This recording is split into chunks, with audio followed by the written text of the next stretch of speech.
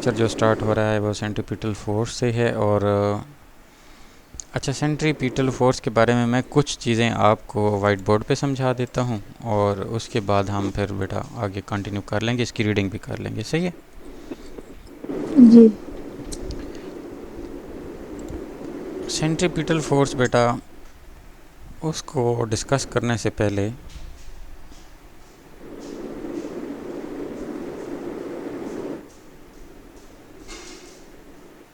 इससे पहले हमें कुछ चीज़ों का पता होना चाहिए। एक तो आपको पता हो कि फोर्स क्या है। ये एक ऐसी एक्सटर्नल एजेंसी है जी। जो किसी भी बॉडी की स्टेट के अंदर चेंज लाता है। स्टेट के अंदर मतलब either the body is at rest, उसको रेस्ट से उठा या के मोस्ट। मोशन में लेके आएगा, और अगर कोई बॉडी मोशन में है तो उसको रोक के रेस्ट कंडीशन में ले जाएगा। तो फोर्स एक ऐसी है मतलब एजेंसी जिसको हम कहें कि उसका ये इम्पैक्ट आ सकता है। दूसरी जो चीज़ है हमारे पास वो जो है वो आपके पास वेलोसिटी है। ये वो बेसिक चीज़ें हैं जो आपको सेंट्रीपिटल फोर्स तक जाने से पहले पता होना ज़रूरी है। वेलोसिटी बेसिकली जी। क्या है? स्पीड, या दूसरे लफ्ज़ों में इसी स्पीड को मैं मैग्नीट्यूड भी कह सकता हूँ, क्योंकि स्पीड में डायरेक्शन नहीं होती है ना, सिर्फ उसकी वैल्यू होती है, तो वही मैग्नीट्यूड होगी वेलोसिटी की। Plus direction, direction of motion, ये दोनों चीज़ों से एक्सप्लेन होने वाली ये वेलोसिटी एक चीज़ है। और वेलोसिटी जो है ये कंटिन्यूसली चेंज होती है अगर एक बॉडी सर्कुलर पाथ पे रोटेट करती है। सपोज ये जी। एक बॉडी, डायरेक्शन चेंज हाँ, होती है। ये मैस उसका m है बेटा और वो इस डायरेक्शन में जा रही है, तो हर लम्हे जब वो अगले स्टेप में सपोज यहाँ पे आती है तो उसकी डायरेक्शन ये हो जानी चाहिए। फिर उसके बाद अगर यहाँ पे आएगी तो उसकी डायरेक्शन जो है वो इस तरफ हो जानी चाहिए। फिर यहाँ पे होगी तो डायरेक्शन ये होनी चाहिए, यहाँ होगी तो डायरेक्शन ये होनी चाहिए। तो मतलब हर पॉइंट पे ये क्या है कि इसकी डायरेक्शन जो है वो चेंज होगी, but the speed of the circular or the rotating body can be kept constant। अगर स्पीड आपके पास या magnitude of that rotating body अगर कांस्टेंट होती है तो हम उसको कहेंगे ये यूनिफॉर्म स्पीड से मूव कर रही है, ना कि यूनिफॉर्म वेलोसिटी से। वेलोसिटी का वर्ड यहाँ पे सूटेबल नहीं होगा। तो आपको स्पीड और वेलोसिटी के दरमियान जो गैप है उसका सेंस आ गया, पता लग गया। अच्छा, इसके बाद एक और चीज़ होती है बेटे हमारे पास जो इस डिटेल में जाने से पहले हमें जानना ज़रूरी होगा, वो है एक्सेलरेशन। एक मिनट है।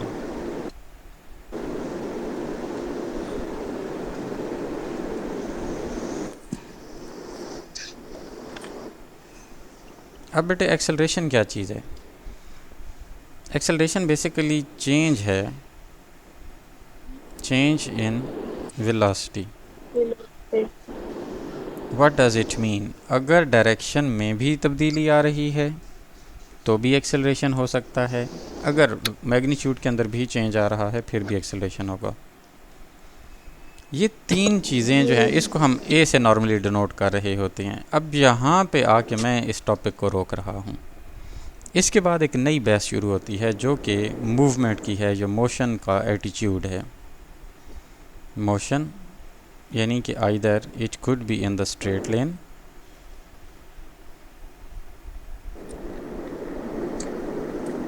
और दूसरा ऑप्शन क्या हो सकता है बेटा? ये मोशन स्ट्रेट लाइन के अलावा सर्कुलर पाथ पे भी हो सकती है।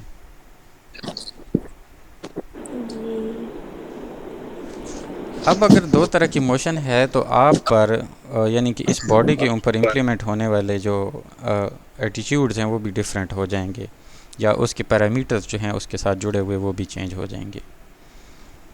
अगर बॉडी स्ट्रेट लाइन के अंदर मूव करती है तो उसके ऊपर लगने वाली फ़ोर्स की वजह से जो वेलोसिटी के अंदर जो चेंज आता है उससे एक्सेलरेशन प्रोड्यूस होता है, नॉर्मल एक्सेलरेशन उसको बोलते हैं। ये भी एक वेक्टर है और ये भी वेक्टर है।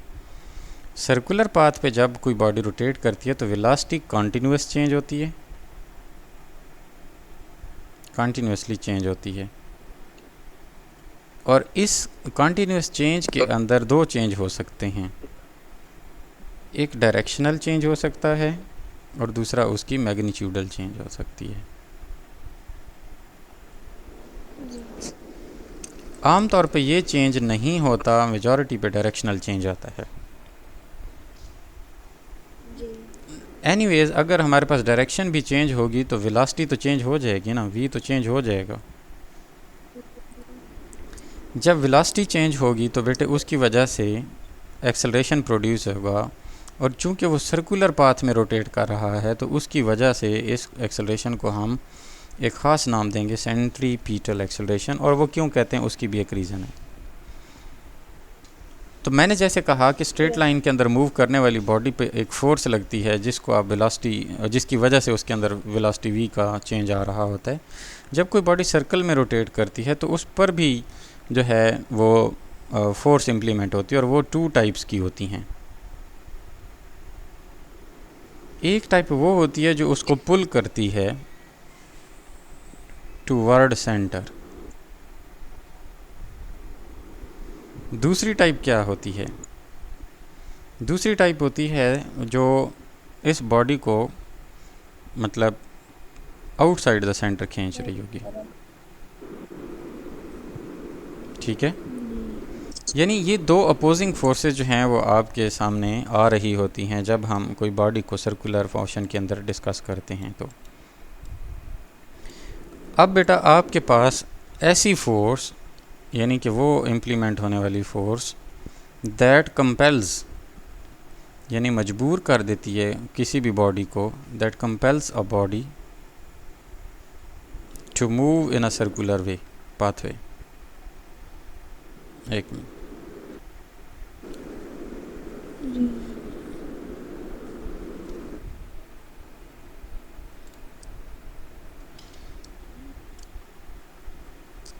टू मूव इन अ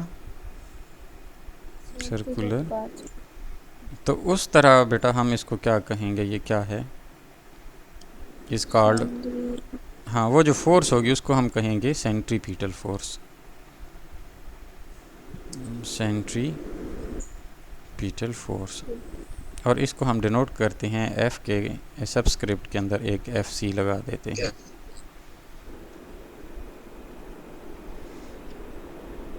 जब कोई बॉडी सेंट्रीपिटल फोर्स के ज़ेरे असर एक सर्कल में रोटेट करती है, मतलब अगर मैं कहूँ कि ये उसका सेंटर सी है, ये कोई बॉडी है जिसका मैस m है, इसकी नॉर्मल स्ट्रेट लाइन के अंदर वेलोसिटी v है, और ये जब ये इस पॉइंट पर जा रही है तो उस टाइम पे इसको एक फोर्स है जो इसको सेंटर की तरफ खींच रही है। जब ये इस पॉइंट पर कहीं होती है तो उस टाइम पे भी एक फ़ोर्स है जो कॉन्टीन्यूसली इसको इस v की डायरेक्शन में सीधा जाने से रोकती है और इसको कंपेल करती है कि वो सेंटर के अंदर रोटेट करे। बिल्कुल इसी पैटर्न पे इसके इस पॉइंट पर भी एक फ़ोर्स लगेगी जो इसको सीधा जाने की बजाय सेंटर की तरफ। अगर हम इसकी कॉमन एग्जांपल ले लें केमिस्ट्री के अंदर, तो आपको पता है कि अंदर पड़ा हुआ न्यूक्लियस जो है वो आउटर साइड पे जो इलेक्ट्रॉन्स होते हैं उनको कंटिन्यूसली अपने एक ऑर्बिट के अंदर फिक्स रख के रोटेट कर रहा होता है। यानी कि आपके पास वो इलेक्ट्रॉन्स उस सरफेस को, उस ऑर्बिट को लीव नहीं कर पाते जो एक स्पेसिफिक रेडियस पे एग्जिस्ट कर रहा होता है। तो ये जो सेंटर की तरफ एक फोर्स ऑफ अट्रैक्शन डेवलप होती है, हम इसको कहते हैं सेंट्रीपिटल फोर्स। और ये बॉडी ऐसा बिल्कुल भी नहीं है कि इस साइड पे बाहर जाने की कोशिश नहीं करती, या जब ये इधर मूव कर रही है तो ये आउटर साइड नहीं जाना चाहती, नो, बल्कि बिल्कुल इसके अपोजिट भी एक फ़ोर्स लग रही होती है जो कॉन्टीन्यूसली इसको पुल बैक कर रही होती है कि ये सेंटर की तरफ ना जाए, बैक साइड पे जाए। और इसको हम एक्सपीरियंस तब करते हैं जब हम अगर इस स्ट्रिंग को काट दें रोटेटिंग बॉडी को, तो ये टेंजेंशियल स्पीड पे एक सीधा बिल्कुल चली जाएगी away from a circular path. तो ये जो एटीट्यूड होगा इसका कि अवे फ्रॉम द, उसको हम कहते हैं बेटे सेंट्रीफ्यूगल फोर्स। Centrifugal force. अब सेंट्रीफ्यूगल फोर्स जो है ये प्योरली इक्वल होती है किसके? सेंट्रीपिटल के। और ये सेंट्रीपिटल फोर्स यानी Fc के अगर इक्वल हो जाती है तो क्या होगा? उस टाइम पे तो ये बैलेंस्ड फॉर्म में होगी और बॉडी जो है वो सर्कुलर पाथ में अंदर जो है बॉडी रोटेट करेगी बगैर। अगर सेंट्रीपिटल नहीं सेंट्रीफ्यूगल फोर्स ना हो तो फिर वो अंदर ही आके हाँ तो जाहिर सी बात है सारी की सारी अंदर आ जाएगी ना, विद इन द न्यूक्लियस आप कहें कि इलेक्ट्रॉन गिर जाएंगे। सही है, तो वो उसका स्ट्रक्चर कोलैप्स कर जाएगा ना। देखो अगर दो चीज़ें बैलेंस हैं ना तो वो चीज़ वहीं पे रुकी हुई है। अब जो भी साइड आपके पास डोमिनेट होगी तो ऑटोमेटिकली उसका रिएक्शन आएगा, आना चाहिए ना। तो बेटा ये एक सेंट्रीपिटल और सेंट्रीफ्यूगल फोर्स का कंसेप्ट था। अब हम चलते हैं ज़रा बुक की तरफ, जिसमें आप बुक पढ़ेंगे और मैं साथ में चाय भी पी लूँगा, ठीक है? हाँ लाउडली पढ़ना है ताकि मैं सुनूँ भी सही बेटा। ओके सर एक्चुअली मैं बुक नहीं। हाँ बुक ले आओ बेटा ज़रूर।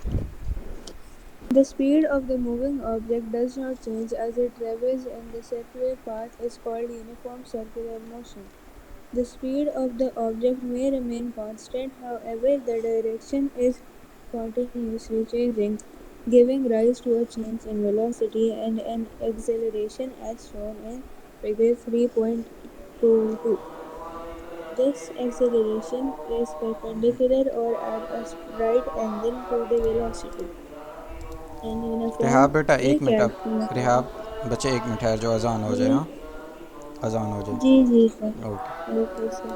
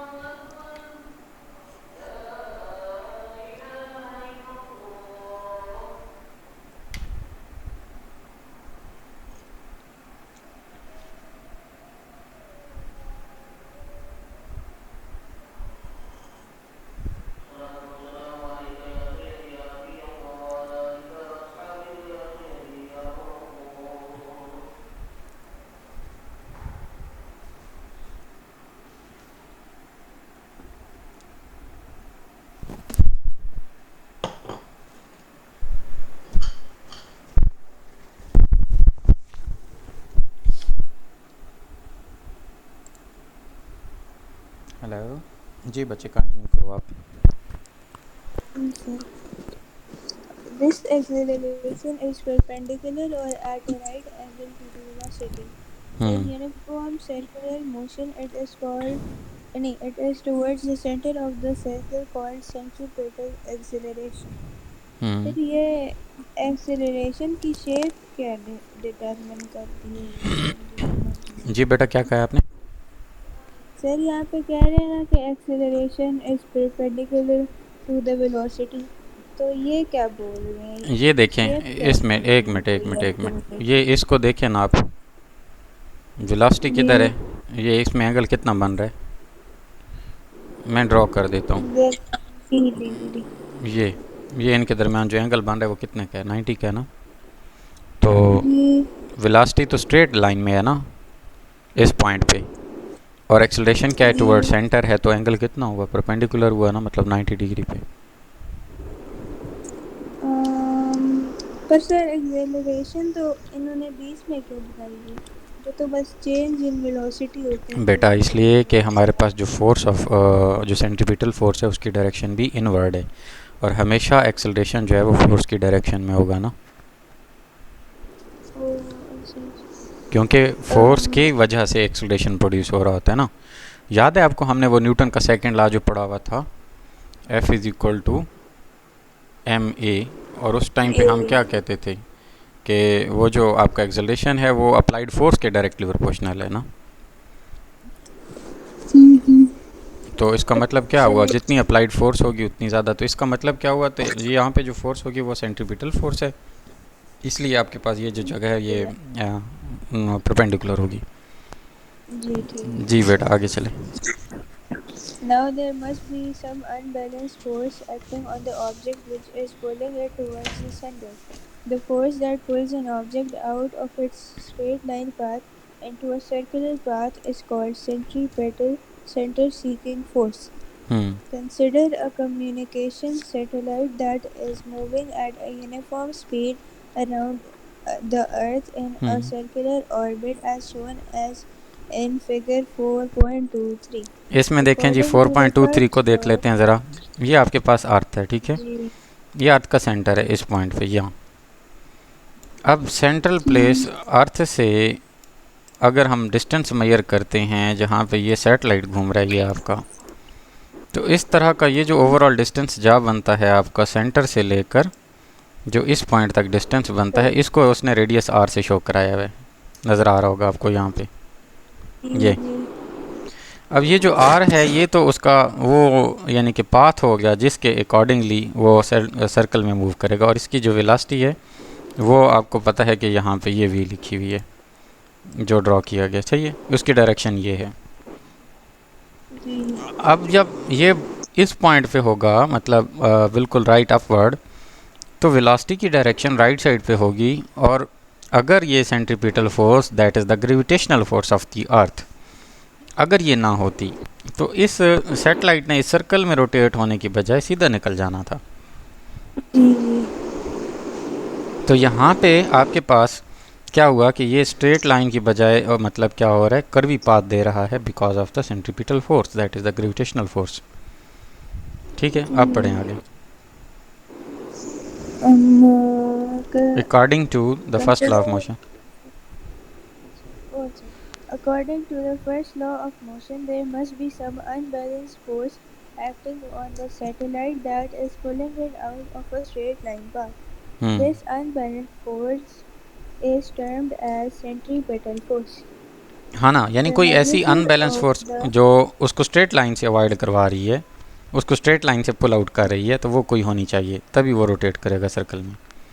सर ये अगर अनबैलेंस्ड है तो हम्म वो बिल्कुल एक गोल सा सर्कल तो नहीं होगा, कभी वो ज़्यादा कन्वेंशनरी होगी, कभी वो कम ये कन्वेंशनरी, रेहा नॉर्मल बच्चे, वन वे ये कभी। यहाँ पे जो अनबैलेंस है ना उसने यूनिवर्सल टर्म में यूज़ किया, इसका मतलब ये नहीं है कि ये सेंट्रीफ्यूगल की इनबैलेंस है कि वो या तो इनसाइड आ जाए या आउटसाइड चली जाए। ये सेंट्रीपिटल की डिस्कशन में मतलब हमने ये कोई वैसे कह रहे हैं, मतलब एग्जांपल रूटीन से नहीं हट दी के जो है। उसकी स्मूथ फोर्स जा रही है ना स्ट्रेट, उससे हट के उसको उस स्ट्रेट लाइन से जो इम्बैलेंस कर रही है, बस सिंपल ये कह रहे अच्छा हैं। हाँ। The magnitude of the centripetal force F of an object with a mass m hmm that is moving with a velocity v in a circular orbit of a radius r is hmm F is equals to hmm minus mv2 M V का over r. Square होता है, इसको to नहीं पढ़ेंगे। ये वो ठीक है। um, equation 4.4 gives the magnitude of centripetal force. The hmm negative sign indicates that force is directed towards the center of centre. the circular path. ठीक है, आगे चलें। Perhaps you have. Perhaps you have swung a ball at the end of a string in a circle over your head. Once you have the ball moving, the tension on the string keeps it moving in a circular path as you twirl it. That hmm tension is centripetal force, hmm which pulls the ball from its natural straight line path into a circular path as shown as figure 4.24a. यहाँ पे देखें ये 4.24 जो है ए है, जिसमें आप rotate कर रहे हो, तो ये जो स्ट्रेच्ड फोर्स है ना, जो इसको सेंटर के अंदर बाल को रोटेट करवा रही है, इस फोर्स को, टेंशन को हम क्या कह रहे हैं? सेंट्रीपिटल फोर्स कह रहे हैं। जी आगे पढ़ें। The force that keeps a planet the force that keeps planets in orbit around the sun is centripetal force, which in this case is the gravitational force. This this center is exactly where the sun is located. In the case of the moon, the centripetal force acting on it is directed towards the center of the earth as shown as in figure 4.24a-b. जी अब बेटा यहाँ पे ज़रा आप गौर कीजिएगा, ये कह रहा है बेसिकली कि अगर आपके पास ये है सन, तो इसके अराउंड यहाँ पे अर्थ रोटेट कर रही है, ठीक है। अब जो अर्थ के अराउंड ये वाला फील्ड है ना, इधर कहीं मून रोटेट कर रहा है, तो मून की रोटेशन जो है वो इस पाथवे पे होती हुई चल रही है, बात समझ रहे हो। और यहाँ पे मून को कौन रोटेट करवा रहा है? मून को अर्थ रोटेट करवा रही है, यानी अर्थ सेंट्रीपिटल फोर्स जो कि मून को रिक्वायर्ड है मूवमेंट के लिए, वो प्रोवाइड कर रही है। और अर्थ इटसेल्फ किससे ले रही है? ये सन से ले रही है, ठीक है। और अभी तक रिहा बच्चे हमने तो ये पढ़ा है कि जैसे ये फ्लैट एक मॉडल होता है, ऐसे ही हमें लग रहा है ना कि सन अर्थ ये बिल्कुल फ्लैट उसके ही हैं, लेकिन इन फैक्ट जो है ना ये डिफरेंट होती है। मैं आपको एक एनिमेशन इधर डिस्प्ले करवा देता हूँ, आपको क्लियर हो भी जाएगा शायद। एक मिनट ठहरो, जस्ट वेट।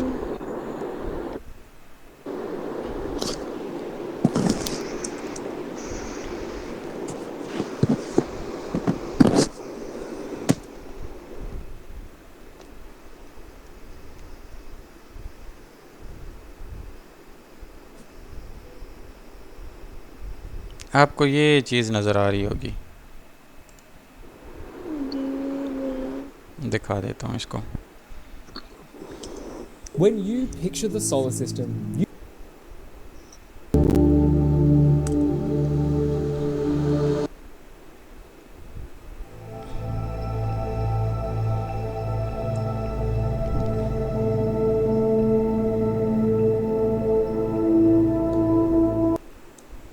ये देखें बेटे, आप इसको लोड होने देना ज़रा।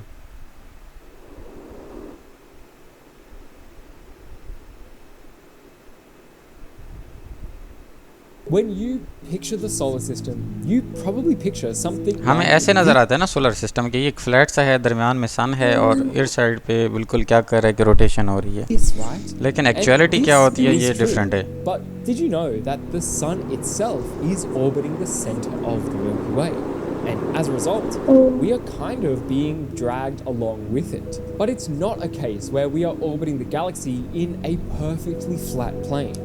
The plane of our ये solar ऐसे system जा रहा है, is ये tilted tilted भी है, like पूरे का this पूरा at solar a system आपका 60 tilted है। degree angle. This animation isn't perfect because it यानी अगर ये एनिमेशन जिसमें दिखा रहा है ना, ये बिल्कुल ऐसे नहीं है कि एक जैसे आप कहें कि स्ट्रेट रॉड हो और उसके इर्द गिर्द रोटेशन हो रही है, नो, वो जो इसकी टिल्टिंग है ना वो भी 60 डिग्री एंगल पे है। ये अभी मतलब रीसेंट स्टडीज़ की तरफ ये चीज़ें रिवील हो रही हैं कि हम पहले सोचते थे ये सिस्टम ओवरऑल एक फ्लैट सिस्टम है, इंस्टेड ये फ्लैट होने की बजाय ये पूरे का पूरा सोलर सिस्टम एक सफ़र पे लगा हुआ है। पता नहीं उस रब ने कैसा ये निज़ाम बना दिया हुआ है, लेकिन यहाँ पे उसकी फिर ये चीज़ बता दी गई है कि ये एक प्लेन फॉर्म में नहीं है, बल्कि उसका एंगल है 60 डिग्री पे टिल्ट है इसका, और वो फिर ऐसे कुछ मूव करते हुए नज़र आते हैं। tilt accurately and seems to suggest that some planets are kind of left behind, when in reality we all moved. Okay, अब हम बेटे आते हैं ज़रा अगले मूव की तरफ। यहाँ जी यहाँ पे न्यूमेरिकल है, न्यूमेरिकल पे आ जाते हैं पहले कि Bilal is performing in the hammer throw game as shown in the figure. इसके पास एक 5 kg का मेटल बॉल है, लेंथ ऑफ द स्ट्रिंग जो है वो 1.5 मीटर है। What will be the centripetal force must Bilal apply to get the speed of 25 metre पर सेकेंड? तो रेडियस उसका बता दिए कितनी है जी, 1.5 मीटर रेडियस है इसका। वेलासिटी भी उसकी बता दी गई है कि वो 25 मीटर पर सेकंड होनी चाहिए और उसका मैस जो 5 kg है। तो mv² ओवर r आ जाएगा, तो ये सेंटीपिटल फोर्स आपकी बड़े क्लियर तरीके से निकल आएगी। ये इतने न्यूटन्स फोर्स जो है उसको रिक्वायर्ड होगी, बड़ा सिंपल सा है। इसके बाद ऑर्बिटल पढ़ लें आज। जी सर, पढ़ लें। ये पढ़ लेते हैं और आगे देख लेते हैं कि आगे का क्या हालात हैं। जी, ऑर्बिटल स्पीड बिल्कुल सेंटीपिटल से काफ़ी मिलती जुलती है। रहा बच्चे, आप पहले इस फिगर को देखें, फिर मैं आपको कुछ अगली चीज़ें बाद में बता देता हूँ। अच्छा, यहाँ से अगर आप ये एक अर्थ की वो देखें, अगर थोड़ा सा क्या कहते हैं सिस्टम जिसमें अर्थ ये आपको नज़र आ रही है, आप अगर यहाँ से कोई जो है वो ये सर्कुलर पाथ है एक। अच्छा, पहले मैं ना आपको यहाँ इधर बता देता हूँ, पहले यहाँ देख लेते हैं। एक मिनट टेस्ट। जी, अगर हमारे पास कुछ ऐसा सिस्टम हो कि हमारे पास ये पड़ी हुई अर्थ है, अर्थ की सरफेस के ऊपर यहाँ पे कोई खड़ा हो कि बंदा क्या करे, कोई सैटेलाइट थ्रो करे यूँ इस तरह, मुमकिन है ये आधा जाके फिर ये अर्थ की ग्रेविटेशनल पुल की वजह से बैकवर्ड टू अर्थ आ जाए। अगर हम इसको ज़्यादा स्पीड से थ्रो करेंगे तो ये ज़्यादा बड़ा सा चक्कर लगा के गिर सकता है। एक टाइम आएगा कि इसकी थ्रो स्पीड, थ्रस्ट इसकी इतनी ज़्यादा होगी कि ये ज़मीन पर यानी अर्थ के उसमें रिटर्न होने की बजाय ये रोटेट करना शुरू कर देगा एट अ स्पेसिफाइड एंगल। अब हम इसको इनफैक्ट यूँ नहीं फेंकते हैं, हम इसको थोड़ा सा एक मतलब एंगल पे यूँ सीधा थ्रस्ट देते हैं, लेकिन अर्थ की ग्रेविटेशनल पुल होती है जो इसको सेंटर की तरफ रोटेट करवाती है, और इसका पाथ जो है वो थोड़ा सा रोटेट होते होते होते यहाँ तक कि वो एक कंटिन्यूसली एक सर्कुलर पाथवे अपना लेता है। इसको हम कहते हैं कि ये एक ऑर्बिट सा बन जाता है, जिसमें वो सैटेलाइट जो है वो आपका अर्थ के अराउंड जो है वो कंटिन्यूसली ऑर्बिट कर रहा होता है, ऑर्बिटिंग का मोशन जो है वो परफॉर्म कर रहा होता है। अगर इस चीज़ को कंटिन्यू किया जाए तो हम क्या करते हैं, अर्थ की जो रोटेशनल स्पीड होती है, जो अर्थ इट सेल्फ रोटेट करते हुए उसकी जो स्पीड हो रही होती है, अगर हम उसके साथ सिंक्रोनाइज़ करवा दें हम किसकी स्पीड, ये जो आपका सैटेलाइट होता है इसको हम कह रहे हैं, इसकी स्पीड अगर सिंक्रोनाइज़ करवा दें तो इनको हम बोलते हैं बेटा जियो स्टेशनरी सैटेलाइट्स। जियो स्टेशनरी, हाँ, क्योंकि ये अर्थ के अकॉर्डिंगली हमें क्या नज़र आते हैं, स्टेशनरी नज़र आते हैं। क्योंकि अर्थ अगर यहाँ से रोटेट कर रही है, वो सामने यहाँ पे है, 10 मिनट के बाद अर्थ का वो वाला फेस इधर आएगा तो वो यहाँ पे आ जाएगा, यानी उसकी स्पीड सिंक्रोनाइज्ड है आपके साथ अर्थ से। इसलिए जो स्टार आपको एक जगह पे नज़र आ रहा होता है वो हर दिन उधर ही होता है, ठीक है। तो वो जो है ना जियो स्टेशनरी सैटेलाइट्स होते हैं, and 3 geostationary satellites are needed to cover all the earth surface. देखो, आपको पता है कि ये टोटल कितना होता है, आपके पास 360 होता है, 120 ईच होता है ये वाला। तो एक सैटेलाइट यहाँ छोड़ दें, एक यहाँ छोड़ दें और एक यहाँ, तो आप पूरी अर्थ की आराम से पिक्चर ले सकते हैं एनी टाइम। बात समझ रहे हो? तो ये एक सिस्टम होता है, और इस तरह की मोशन को हम ऑर्बिटल मोशन या वो हम देखेंगे भी सही। जी बेटा, आप पढ़ें आप। An orbit is a regular repeating path that one object in space takes around another one. An object in an orbit is termed as a satellite. A satellite can be natural like Earth or the Moon.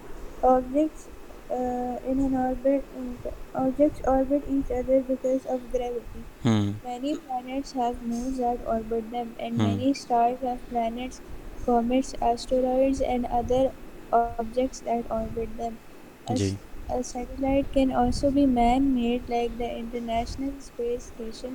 Such man-made satellites are termed as artificial satellites. जी, अब ये तो उसने बता दिया आपको कि artificial satellite भी जो है ना वो ऑर्बिट कर सकता है आपकी अर्थ को। To put an artificial satellite into an orbit, अब जाहिर है उसकी रेडियस की भी तो कोई लिमिट होगी ना उसको वहाँ पुट अप करने के लिए, तो वो कैसे होता है उसके लिए वो क्या बता रहे जी। To put an artificial satellite into orbit, first we move it to high altitude, then accelerate it to a required tangential जी टेजेंशियल बेटा, टेजेंशियल इसको कहते हैं ना। मैंने आपको बताया कि अगर ये उसका सर्कुलर पाथवे है ये तो इससे वन पॉइंट पे जो चीज़ टच होके, यानी इन अदर वर्ड ये सेंटर है तो सेंटर से इधर जाना चाहिए था, टेंजेंशियल स्पीड की बजाय वो रोटेट हो जाएगी, ये इसकी बात कर रहा है, यानी स्ट्रेट लाइन की मोशन से जो रोटेशन दे रहा है उसकी बात कर रहा है। अब वो कहता है कि हम उसकी टेंजेंशियल स्पीड पे बेटे रॉकेट लॉन्च करते हैं। जैसे ये एक टेंजेंट है, यहाँ से आप क्या करते हैं, स्ट्रेट फॉर्म में एक रॉकेट लॉन्च करेंगे तो वो अगर स्लो स्पीड होगी तो वो ज़मीन पे गिर जाएगा, ठीक है। आप इसको हाई एल्टीट्यूड पे खुद ले जाते हैं एरोप्लेन्स के ज़रिए से, फिर वहाँ से आप क्या करते हैं, इसको लॉन्च करते हैं सीधा करने से अगर उसकी स्पीड लो होगी तो वो ज़मीन पे गिर जाएगा, अगर थोड़ी सी हाई स्पीड होगी तो छोटे ऑर्बिट में होगा, अगर थोड़ी और हाई करेंगे तो बड़ा ऑर्बिट से बनाएगा। बात समझ रहे हो? तो इस पे डिपेंडेंट होते हैं। आगे, If the speed is too high, the spacecraft either move in elliptical orbit or will escape through who never return। बात समझ आई? If the speed is too low, it will fall back to Earth. Satellites are typically put into circular or nearly circular orbits। जी बिल्कुल, यहाँ तक clear है आपको बचा? अच्छा, average जो स्पीड है आपके पास ऑर्बिटिंग सैटेलाइट की वो क्या होती है, इसको कल देख लें।